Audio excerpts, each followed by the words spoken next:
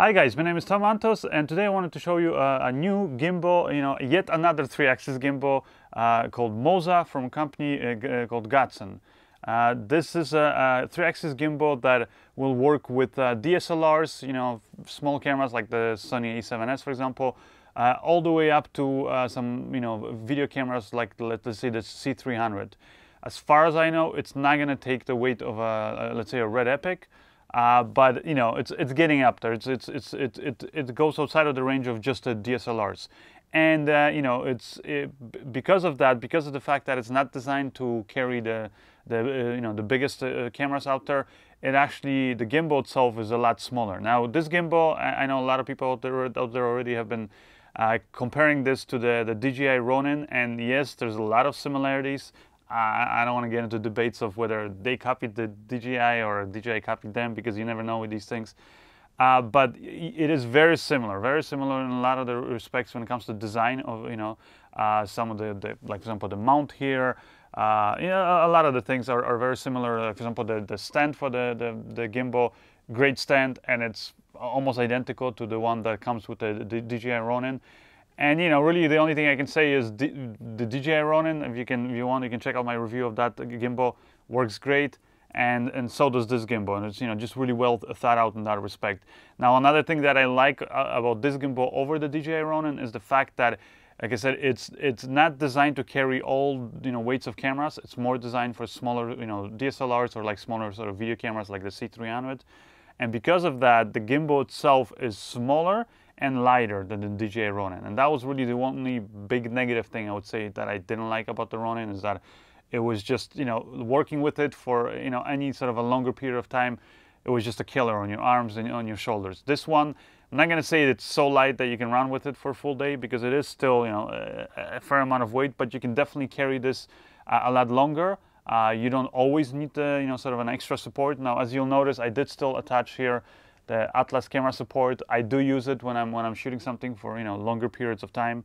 I've shot a video with this gimbal, at this really nice museum, car museum in Allentown, Pennsylvania.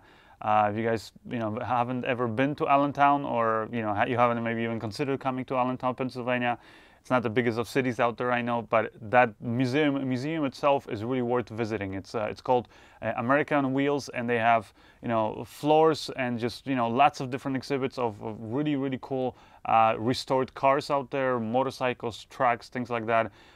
So if you're interested in just American history, but also just in history of cars, all the way up to the latest cars, definitely worth checking out. They have some of the like earliest, for example, electrical cars. They have some steam cars, motorcycles, things like that.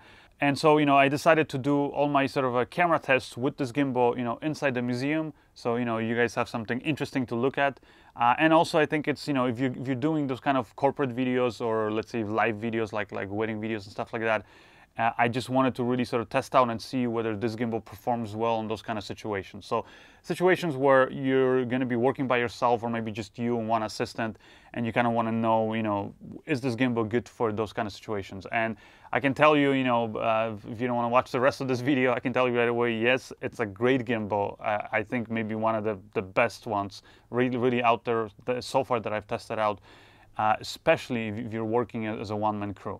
Now I'll explain a little bit and sort of go through everything and explain why I think that. But one of the sort of the major things is that it's so well thought out that it's just in almost every aspect it's very easy to gimbal to work with. So first thing is when it comes to mounting the camera and then balancing the gimbal, as you'll notice, it comes with this Manfrotto base plate, which is probably one of the more popular camera base plates out there.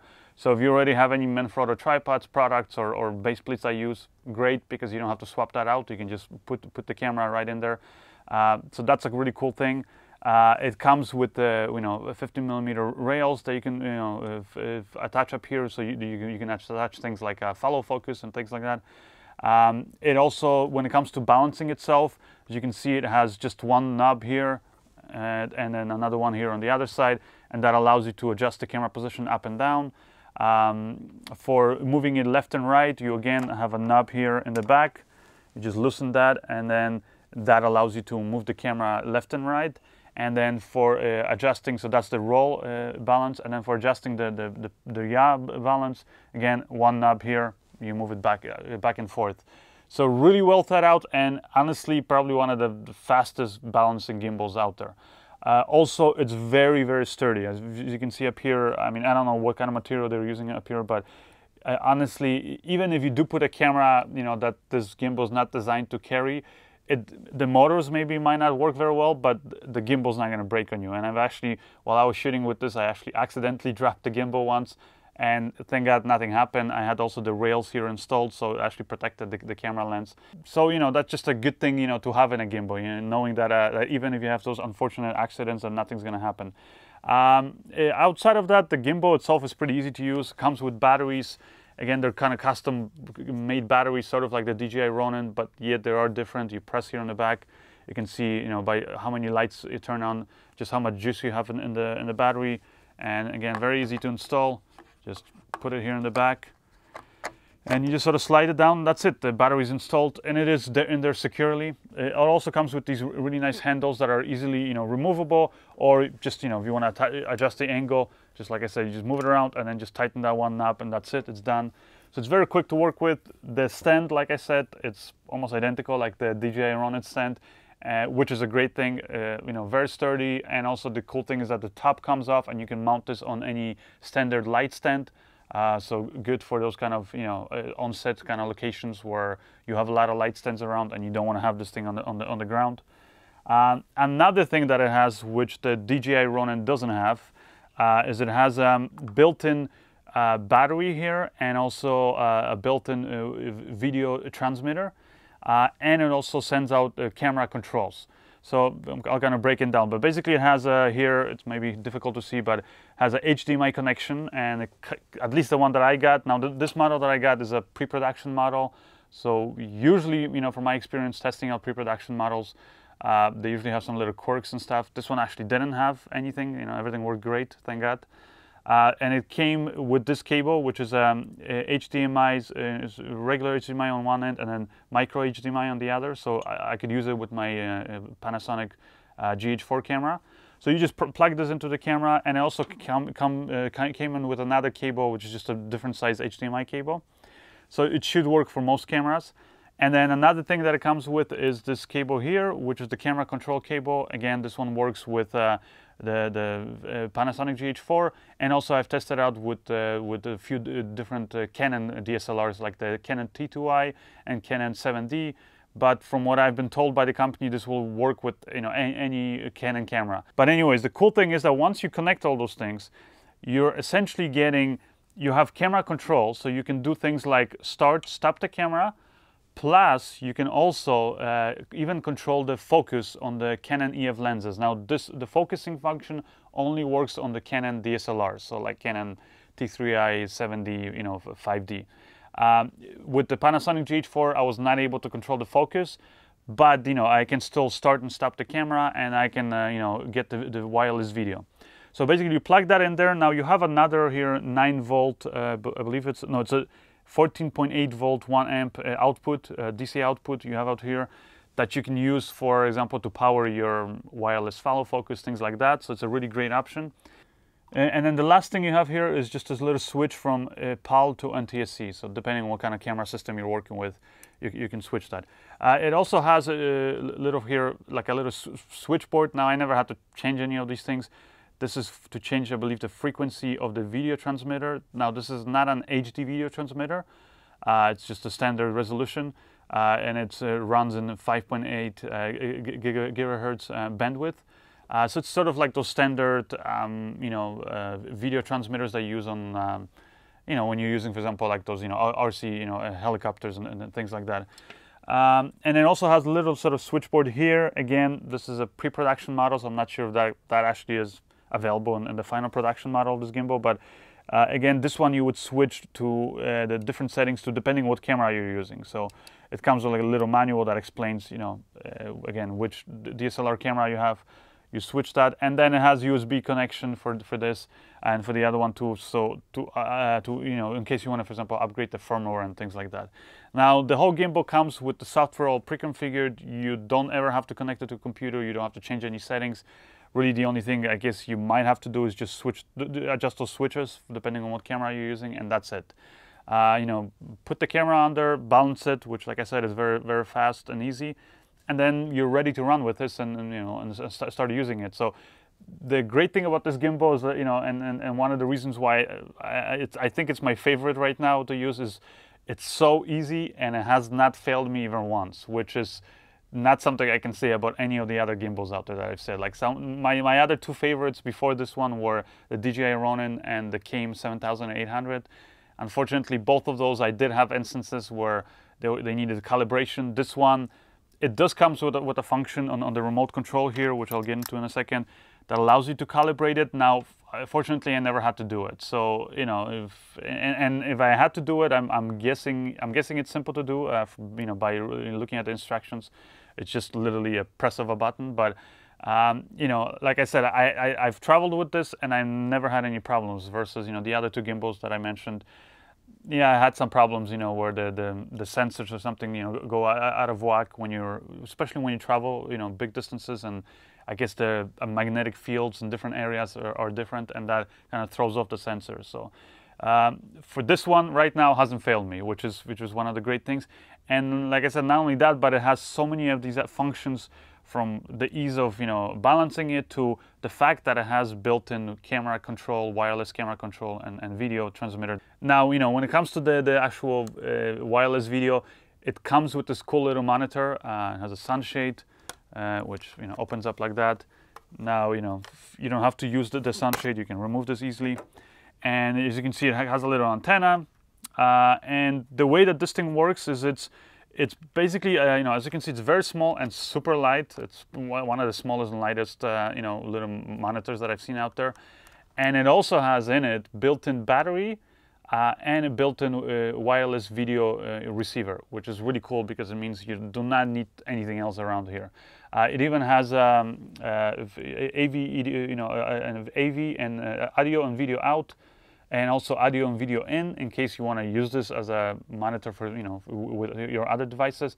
It even allows you to put a micro SD card in here, so you can use this as a recorder. It even records, for example, the footage live up here. So really cool, you know, functionality in this tiny little monitor. And to charge it, you just plug in the little USB cable. It comes with a USB cable. And yeah, just plug it in and it will charge the batteries. Longest I've used this so far is you know, when I was shooting this video at the you know, America on Wheels Museum, which was about 2.5 hours, and there you know, it worked no problem. So the same thing for the battery that comes with this. Again, I used it the longest is 2.5 hours. That's the sort of the longest camera test that I've done. I haven't actually used on any sort of big, you know, paid production job. So you know, I haven't tested out on a full day's shoot, so I can't really tell you guys how long this is going to work. Now, I'm sure the batteries for the gimbal, they're gonna vary a lot depending on what size camera you have and just how well your gimbal is balanced. You know, if you're putting more strain on the motors, it will usually that uses up more batteries. Anyways, getting back to the monitor, really cool. It comes with this monitor, and like I said, built-in video transmitter, and you can, you know, take this with you. You can, for example, if you're gonna do a two-man operation where you have one person so carrying the gimbal for you, then you can be sitting here on the side and you can just watch, you know, the monitor, and then you can also do the same thing with the joystick that it comes with, and you can, you know, use the joystick here to control basically the gimbal. Or if you're using it, you know, like I said, one-man operation, then you can just mount it here easily to any of these points here, as you can see.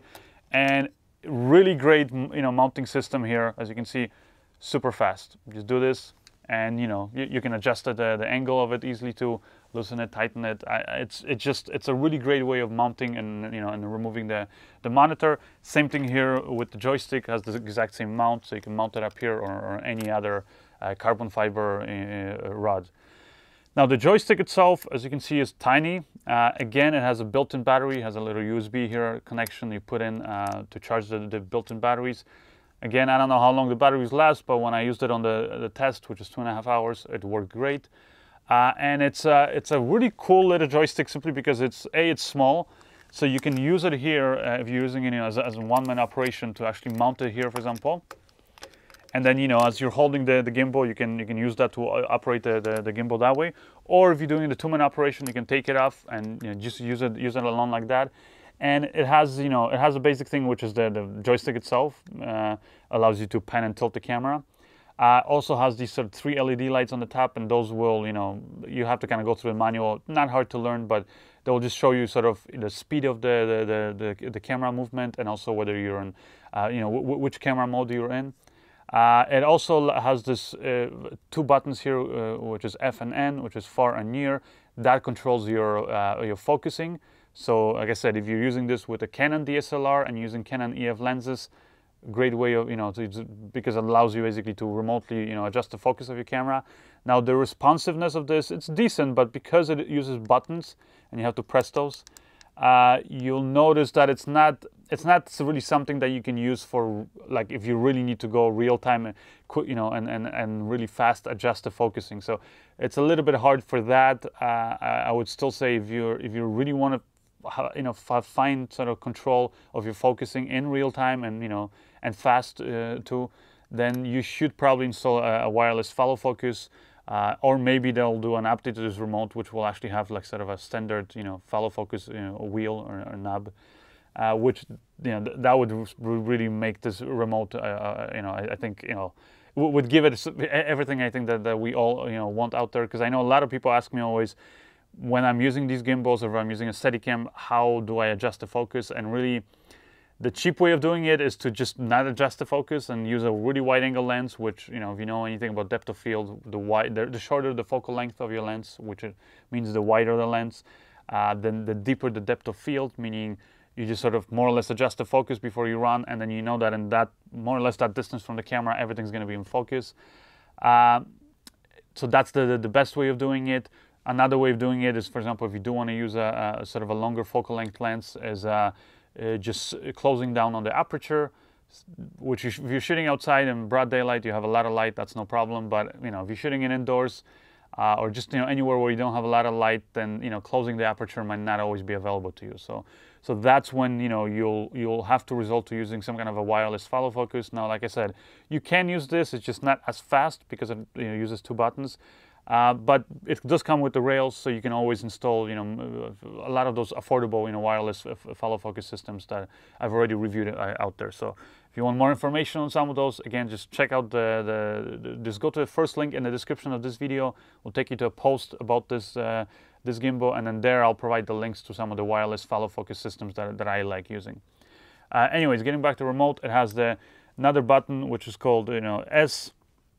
And this is sort of like this system setting button, so you can use that to change some of the profiles in there and the responsiveness, for example, of the remote, things like that. And it also has a camera button, which that just, if you press it, will start or stop the camera, start recording or stop recording your camera. And then it has a options button, which is again another way of just changing some of the settings within the remote. Really cool, little, you know, remote. The only really, and that's really the only negative thing I can say about this gimbal, is that the joystick itself is, at least this one, again, maybe because it's a pre-production model, is very limiting in the sense that if I go, for example, up or down, you know, the camera moves up and down, left and right. But if I go, for example, at a corner, like let's say to top right, where I want, let's say I want to move the camera, you know, like to the right and then up at the same time, it does not do it. It's almost like it's kind of dead there. It does not respond to it. So the only way I can operate the camera is I can sort of move it left, for example, and then up. I cannot do those two movements at the same time because the joystick just seems not to respond. So that's the only thing. Now, again, I don't know if that's with every, you know, with the actual final production model of this gimbal. So if any of you guys actually bought this gimbal already, you know, and you have the final production model and you've been testing it out, I'd be curious to sort of hear from you myself and see whether you're having the same kind of issues or if that has been fixed. Again, that's not a major thing, but it's just, like I said, it's just a little something that I wished you could do, because then that would really allow you to, you know, smoothly, you know, pan and tilt the camera remotely, you know, without ever having to touch the camera. Now, the camera itself right now does not have it. It only comes with 2 modes. One mode is the follow mode, which, you know, if you rotate the gimbal, will follow in all axes, up and down, left and right. Or the other one is just the locked off up and down, and it will just follow left and right, but the camera will not go up and down, and that's when you can use the remote. Now, I wish there was a third mode. Now, I contacted the company. I told them about it. They said they will work on a third mode. So hopefully that comes soon. Unfortunately, I don't have it yet at the time of this review. And that mode is just simply the completely locked off mode, meaning you can move around and do whatever you want. And the gimbal basically will stay still. And then this way would be really great, way of basically using the remote then to just fully use the remote to control the pan and tilt of the camera.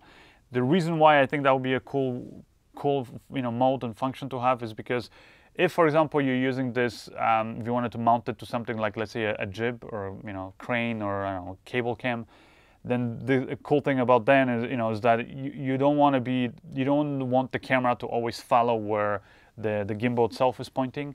So you want that to be completely independent, and then do all of your pan and tilting using the remote, which, like I said, right now it's not available, at least not with the version that I have. But yeah, outside of that, so far the gimbal hasn't failed me. Produces really smooth shots. It's lighter than the DJI Ronin, which just makes it a lot easier. I don't always need to rely on connecting the Atlas camera support. As you can see, I do have my Atlas camera support attachments here.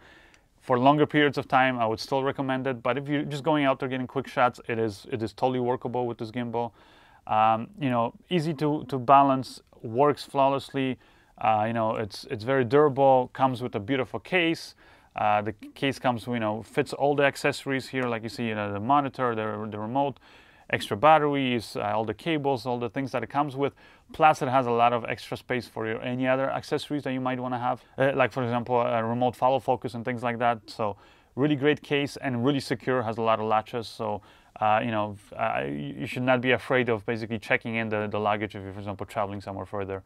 Yeah, really great gimbal. Like I said, this sort of came out of nowhere. I never heard of the company, never heard of the gimbal. Then all of a sudden, I heard about it, contacted the company, got this unit to sort of test it out, and I gotta say it's really impressed me so far. And I think, especially for the price point that they're offering it right now, it's going to create a lot of competitions out there, especially for gimbals like the DJI Ronin. So, if you guys want, I would say sort of a foolproof gimbal for your DSLR, or sort of, mid-size and, smaller or mid-size sort of video cameras like the C300, this is a great gimbal to go with. I'm just sort of excited and waiting to see what other improvements and little additions the company will do with this, or maybe the next generation of this gimbal. So, if I hear of anything, or or if I do get the new updated profiles and things like that, I'll definitely do an update video about this to let you guys know. But for now, for all the information about the gimbal, just check out my website at tomantosfilms.com. Thank you guys, and I'll see you next time.